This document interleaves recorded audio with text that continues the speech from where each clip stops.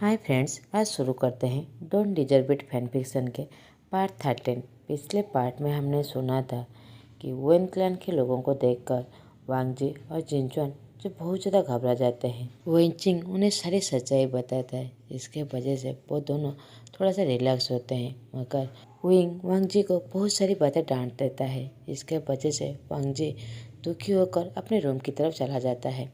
अब आगे की स्टोरी।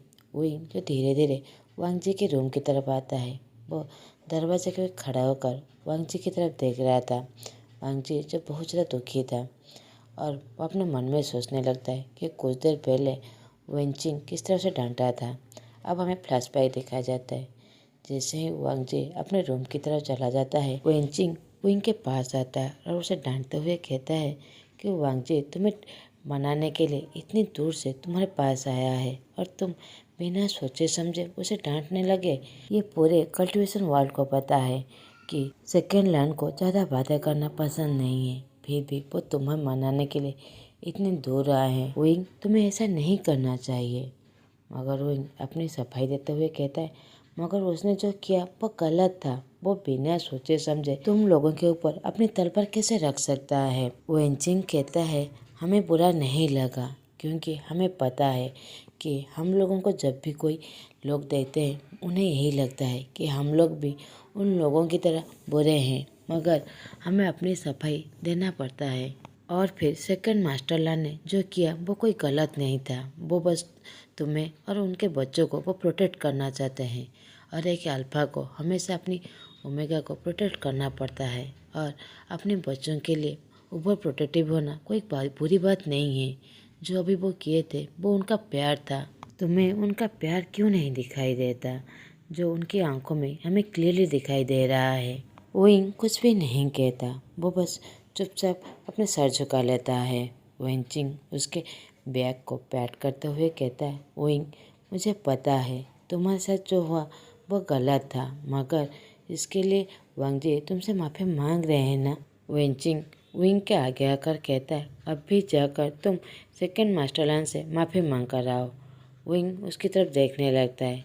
वेनचिंग उसे ग्लेयर देने लगता है। यहीं पर ही फ्लैशबैक ख़त्म हो जाता है। विंग वांग जी को देख रहा था, वो सोच रहा था कि उसे कैसे वो माफ़ी मांगे। वांग जी उसकी तरफ देखता है और वो धीरे धीरे विंग के पास आ जाता है। विंग उसे कुछ कहे उससे पहले ही वांग जी उसे माफ़ी मांगने लगता है। आई एम सॉरी विंग, मुझे माफ़ कर दो। इतनी देर से विंग नीचे की तरफ देख रहा था, वो वांग जी की तरफ बिना देखे ही कहता है मुझे भी माफ़ कर दीजिए, मैं उस वक्त ज़्यादा कह दिया, मुझे माफ़ कर दो। विंग के मुंह से ऐसी बातें सुनकर वांग जी को बहुत अच्छा लगता है। वो धीरे धीरे जाकर उसे गले लगाने ही वाला था कि विंग पीछे की तरफ जाते जाते वहाँ से दौड़ के भाग जाता है। वांग जी विंग की ऐसी बचपना देखकर वो हंसने लगता है। अब वांग जी विंग के पीछे पीछे जाने लगता है। जहाँ पर विंग जाता है उसके पीछे वांग जी जाने लगता है। विंग जब कोई काम करने की कोशिश करता है, वांग जी उससे हाथ से लेकर वो खुद वही काम करने लगता है और उससे हर बार माफ़ी मांगने लगता है। चाहे वो कितने सारे लोग हों, सभी के सामने वो माफ़ी मांगने लगता है और उसे वहाँ से जाने के लिए कहने लगता है। बच्चे भी वांग जी के साथ पूरी तरह घुल मिल गए थे। वो वांग जी के साथ हमेशा खेला करते थे, उसके साथ बैठकर खाना खाते थे। विंग भी ये सब कुछ नोटिस करता था कि बच्चे किस तरह वांग जी के साथ बहुत ज़्यादा खुश हैं, मगर वो ये भी देख सकता है जब बच्चे वांग जी को अंकल कहकर बुलाते थे, वांग जी को कितना ज़्यादा बुरा लगता था। दूसरी तरफ वांग जी जब विंग की हेल्प किया करता था, पहले पहले विंग को बहुत ज़्यादा इरिटेट लगता था, मगर अभी उसे बहुत ज़्यादा अच्छा लगने लगा था। वो वांग जी से अभी पूरी तरह कंफर्टेबल हो गया था। अब वो पहले की तरह नहीं डरता था। अब उसके दिल में भी वांग जी के लिए प्यार था। वो तो पहले से ही वांग जी से बहुत ज़्यादा प्यार करता था, मगर बस उस हादसे के बाद वो बस थोड़ा सा डर गया था, थोड़ा सा सहमा सा गया था। मगर अब वांग जी के साथ वो पूरी तरह कंफर्टेबल था। उसके साथ हमेशा बैठकर बातें कर सकता था। ऐसे ही कुछ दिन बीत जाता है। जिनजुआन भी वहाँ से चला गया था। जब वो देखा था कि वांग जी और विंग एक दूसरे के साथ रहने लगे हैं, तो वो भी उन लोगों से गुड बाय कहकर वो चला गया था। वांग जी हमेशा विंग को वहाँ से जाने के लिए कहता था, मगर विंग उसे कुछ भी रिप्लाई नहीं देता था। बस वहाँ से कोई ना कोई बहाना करके वो वहाँ से चला जाता था। एक दिन वांग जी अपने रूम में बच्चों के साथ खेल रहा था। विंग उन लोगों के पास आकर वांग जी के पास ही बैठ जाता है। वो उन लोगों को खेलते हुए देख रहा था। बच्चे वहीं पर खेलते खेलते वहीं पर ही सो गए थे। वांग जी और विंग दोनों बैठकर बातें कर रहे थे। बातों के बीच में ही वांग जी के विंग के हाथ को पकड़ते हुए कहता है, विंग प्लीज़ क्लाउड रेसेस चलो। विंग उसे कुछ कहने वाला था, मगर वांग जी उसके बात को काटते हुए कहता है, विंग प्लीज़ कोई बहाना नहीं, अब चलो, अंकल तुम्हें देखकर बहुत ज़्यादा खुश होंगे। वहाँ पर सभी हमारा इंतज़ार कर रहे हैं। तुम्हारे अंकल, तुम्हारे आंटी, तुम्हारे भाई बहन सभी हमारा इंतज़ार कर रहे हैं। कोई कुछ भी नहीं कहता, वो बस अपना सर झुका के वहीं पर बैठा रहता है। वांग जी कहता है, विंग तुम अभी तक मुझे माफ़ नहीं किए। विंग सडनली कहता है, नहीं नहीं, ऐसी बात नहीं है, मैं आपसे नाराज़ नहीं हूँ। तो वांग जी कहता है, तो फिर क्या बात है, तुम मेरे साथ क्यों जाने के लिए मान नहीं रहे हो। विंग कुछ देर तक पूरी तरह चुप हो जाता है। वांग जी अभी भी उसके हाथ को पकड़ा हुआ था। वो भी उसे कुछ भी नहीं कहता, बस इंतज़ार करता है कि विंग उसे कुछ जवाब दे। कुछ देर बाद विंग कहता है, वांग जी तुम्हें पता है वेंचिंग, वेनी, ग्रानी ये सभी लोग कोई भी बुरे नहीं हैं। तुम इतने दिनों तक यहाँ पर रुके हो, तुम्हें पता है ये सभी बहुत ज़्यादा अच्छे लोग हैं। मैं अगर यहाँ से चला जाऊँगा वो लोग कैसे रहेंगे। मुझे पता है मैं एक ओमेगा हूँ, उन लोगों की प्रोटेक्ट नहीं कर रहा था, मगर फिर भी मैं उन लोगों की थोड़ी सी हेल्प कर रहा था कि वो लोग इस घने जंगल में कैसे जी सके।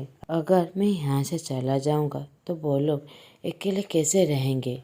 वांग जी विंग की चीज़ को पकड़ते हुए कहता है, विंग किसने कहा कि तुम ओमेगा हो, इन लोगों की प्रोटेक्ट नहीं कर सकते।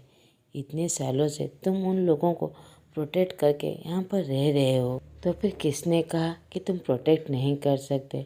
ये कहकर उसकी लिप्स से शार्पली किस करता है। विंग पूरी तरह शॉक हो जाता है। वांग जी एक मुस्कान देते हुए कहता है, अगर तुम चाहो तो इन सभी लोगों को लेकर हम क्लाउड से चलते हैं। मैं अंकल से खुद बातें करूँगा कि उन लोगों को वहाँ पर रहने के लिए वो परमिशन दे दे, और मैं श्योर हूँ वो ज़रूर मान जाएंगे। विंग के फेस में एक बड़ी सी मुस्कान आ जाता है।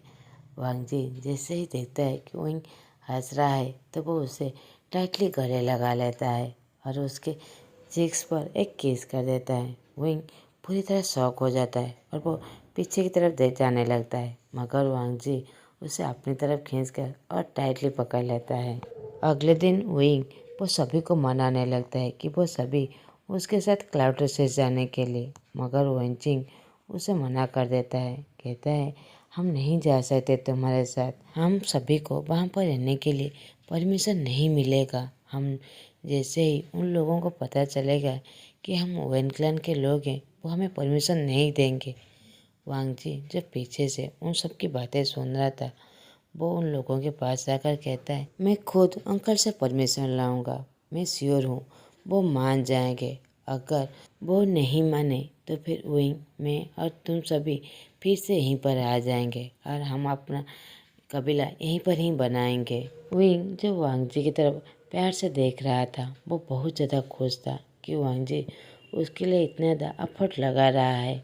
वो बहुत ज़्यादा खुश था। दूसरी तरफ वेंचिंग, वेनिंग, ग्रानी और सारे ओवेन के लोग सभी एक दूसरे की तरफ देख रहे थे। आखिर में वो सभी मान जाते हैं कि वो इनके साथ क्लाउड रेसेस जाने के लिए। बच्चे बहुत ज़्यादा खुश हो जाते हैं कि उन्हें यहाँ से जाना पड़ेगा, तो वो वांग जी के पैरों को पकड़ते हुए कहते हैं, अंकल अंकल हम यहाँ से चले जाएंगे। वांग जी को इस अंकल वर्ड से बहुत ज़्यादा बुरा लगता था, मगर फिर भी वो कुछ भी नहीं कहता। वो बच्चों के सर को पैट करते हुए कहता है, हाँ हम लोग कल सुबह ही यहाँ से निकल जाएंगे। ये कहकर वो अपने रूम की तरफ चला जाता है। विंग जो सब कुछ देख रहा था उसे भी बुरा लगता है। विंग अपने फेस में एक बड़ी सी मुस्कान लेते हुए वेनचिंग के कहता है, वेनचिंग हम सभी यहाँ से कल ही निकल जाएंगे, तुम सभी पैकिंग कर लो।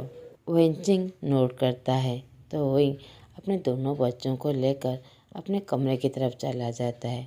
बच्चों को अपने सामने बिठाते हुए कहता है, आयुन, सिजुई, क्या तुम दोनों अपने पापा से मिलना चाहते हो? दोनों बच्चे खुशी से उछलते हुए कहते हैं, हाँ हाँ मामा, हमें पापा से मिलना है। विंग खुशी से एक गहरी सांस लेते हुए कहता है, तुम्हारे वांगजी अंकल ही तुम्हारे पापा हैं। जैसे ही ये बात बच्चे सुनते हैं वो खुशी से उछलने लगते हैं। विंग उसे कुछ कहे उससे पहले ही दोनों दौड़ के वांगजी के रूम की तरफ चले जाते हैं। देखते हैं जो वांगजी चुपचाप बेड के ऊपर बैठा हुआ था तो बच्चे पापा पापा कहकर वो वांगजी के पास जाकर उसे टाइटली गले लगा लेते हैं। वांगजी जो पूरी तरह शॉक था और कंफ्यूज भी था।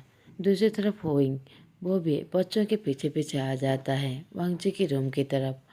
वांगजी विंग की तरफ देखता है। विंग जो फेस में बड़ी सी मुस्कान था वो नोट करता है तो वांगजी बहुत ज़्यादा खुश हो जाता है और वो अपने दोनों बच्चों को टाइटली पकड़ लेता है। आज वो बहुत ज़्यादा खुश था। आज उसका पूरा फैमिली पूरा हो गया था, उसके वाइफ और दोनों बच्चे जो उसके साथ थे, और वो सभी क्लाउड रेसेस कल जाने वाले हैं। आज रात ब्रुएल माउंटेन में उनकी आखिरी रात था तो वो एक ही कमरे में वांगजी अपने दोनों बच्चों को लेकर वहाँ पर सोया हुआ था। विंग जो उस कमरे से बाहर की तरफ जाने ही वाला था कि वांगजी उसके हाथ को पकड़ लेता है और उसे इशारे से वहाँ पर सोने के लिए कह देता है। विंग भी कुछ भी नहीं कहता, वो भी उन लोगों के साथ वांगजी के पास ही सो जाता है। अगले दिन सुबह वो सभी वहाँ से क्लाउड रेसेस के लिए निकल जाते हैं। वांगजी पहले से ही अपने भाई को खबर दे दिया था कि विंग और बच्चे वो सभी आज आने वाले हैं। यहाँ तक कि विंग क्लैन के बारे में भी वो खबर दे दिया था। शाम होने से पहले ही वो सभी क्लाउड रेसेस पहुँच जाते हैं। क्लाउड रेसेस के गेट के बाहर ही अंकल कुरेन, शिचेन, मैंग्याओ, फेंगमैन, मैडम जियांग, यहाँ तक कि जियांचेंग वो सभी इंतज़ार कर रहे थे। मैंग्याओ ने तो अंकल कुरेन से ये भी कह दिया था कि अंकल आप जाकर अंदर इंतज़ार कीजिए, जैसे ही वो सभी आ जाएंगे हम आपको खबर दे देंगे। मगर अंकल ने तो वहाँ पर ठान ही लिया था वो उन लोगों के साथ वहीं पर ही इंतज़ार करेगा। वो सभी कितनी देर से वहाँ पर इंतज़ार कर रहे थे। जैसे ही वो सभी विंग और वांगजी को साथ में देखते हैं वो सभी बहुत ज़्यादा खुश हो जाते हैं। वांगजी और विंग सभी को बो करता है तो वो सभी भी विंग को बो करते हैं। अंकल कुरेन तो विंग के पास आकर उसे गले लगा लेते हैं। फेंगमैन, मैडम जियांग वो सभी भी बारी बारी करके विंग के गले लगते हैं। विंग बहुत ज़्यादा खुश था कि आज सभी उसे बहुत ज़्यादा प्यार करते हैं, जिसके लिए वो कभी भी यहाँ पर रहना ही डिजर्व नहीं करता था। मगर आज वो सभी उसे अपनाने के लिए यहाँ पर खड़े हुए थे। वो बहुत ज़्यादा खुश था। वो जियांगचेंग की तरफ देखता है। जियांगचेंग जो उसे गुस्से से देख रहा था जैसे वो अभी उसे मारने वाला है। विंग जियांगचेंग के पास जाता है और उसे गले लगा लेता है। जियांगचेंग जो गुस्सा था वो अपना गुस्सा थोड़ा शांत होता है और वो भी विंग को गले लगा लेता है। शिचेन और मैंग्याओ वो दोनों भी विंग के पास आते हैं और वो दोनों भी बहुत ज़्यादा खुश थे। मैंग्याओ तो विंग को टाइटली गले लगाते हुए वो अपनी खुशी जाहिर भी नहीं कर पा रहा था। वो कहता है, मैं बहुत ज़्यादा खुश हूँ कि तुम वापस आ गए, मैं बहुत ज़्यादा खुश हूँ। जिंगी, आयुन और शिजू के पास जाकर उनके सामने खड़ा हो जाता है। वो कहता है, तुम दोनों मेरे क्या हो? तो वांगजी जिंगी के सर को पैट करते हुए कहता है, वो दोनों तुम्हारे छोटे भाई हैं।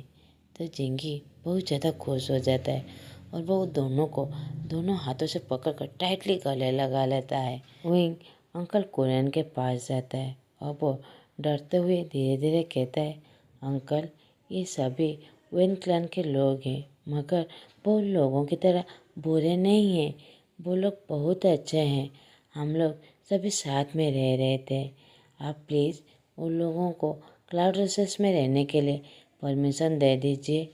अंकल कोरेन, जो बहुत ज़्यादा स्ट्रेट फेस के साथ वहाँ पर खड़े हुए थे, वो गुस्से से सबकी तरफ देखने लगते हैं। विंग तो पूरी तरह डर गया था। कुछ ही सेकंड बाद अंकल कोरेन बड़ी जोर से हंसने लगते हैं और विंग के सर पर पैट करते हुए कहते हैं, मैं परमिशन देता हूँ। विंग जो पूरी तरह शक में खड़ा था, सिर्फ विंग नहीं, वहाँ पर खड़े सभी लोग, क्योंकि सभी को पता था कि मास्टरलैंड जो बहुत ज़्यादा गुस्से वाले हैं, वो बहुत ज़्यादा कोल्ड है। वो कभी भी हंसते हुए किसी ने भी नहीं देखा था। आज उन्हें इस तरह हंसते हुए देखकर वो सभी पूरी तरह शॉक थे और सभी खुश भी थे। अब वो सभी क्लाउड रिसेस के अंदर आ जाते हैं।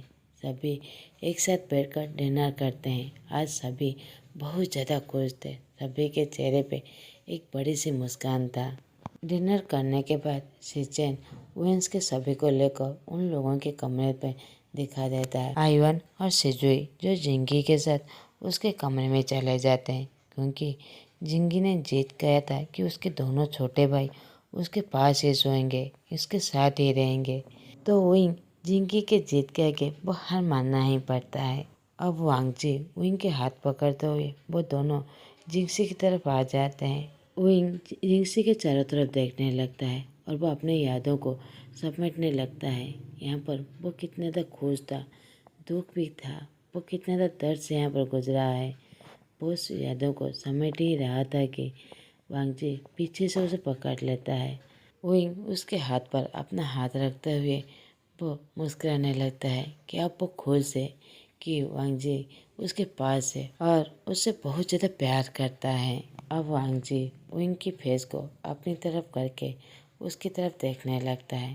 पहले उसके फोरहेड पर किस करता है, उसके बाद उसके नोज़ पर, वो चीक्स पर किस करके वो विंग की तरफ देख रहा था कि विंग क्या रिएक्ट कर रहा है। मगर विंग जब बहुत ज़्यादा खुश था। अब वो विंग की लीज पर एक सैफली किस करता है। वो उसे थोड़ा सा दूर होने ही वाला था कि विंग वांगजी को टाइटली पकड़ लेता है और वो उसकी लीज पर पैशनेटली किस करने लगता है। पहले तो वांगजी पूरी तरह सरप्राइज था, मगर बाद में वो विंग के किस को वो रिटर्न करता है और वो दोनों एक दूसरे को पैशनेटली किस करने लगते हैं। एक दूसरे के प्यार में पूरी तरह खो जाते हैं। इसी ही स्वीट मोमेंट पर ये फैन फिक्शन ख़त्म होता है। आप लोग ये फैन फिक्शन कैसा लगा प्लीज़ कमेंट करके बताइएगा। आप लोगों को अच्छा लगा तो प्लीज़ लाइक, कमेंट और सब्सक्राइब कर दीजिएगा। Thanks for watching.